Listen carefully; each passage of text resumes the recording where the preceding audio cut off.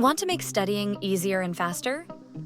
In this video, I will show you how to use AI to create personalized flashcards in seconds.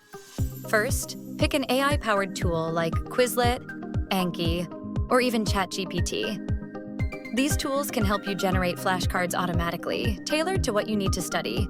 Start by typing in your subject. For example, biology, cell structure. But here's the magic. You'll want to give the AI a prompt like this. Create a list of 10 flashcard questions about the topic cell structure, with both the term and its definition. Also include questions that challenge my understanding of the key concepts.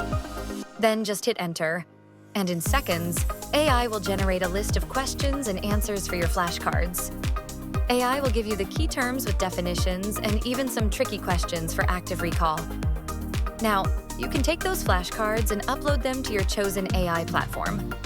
Quizlet actually has its own AI features, so you can directly create flashcards within the app by typing in your terms or using its automatic tools. Now you're ready to study. With AI, you'll have your personalized flashcards and be ready to review anytime, anywhere.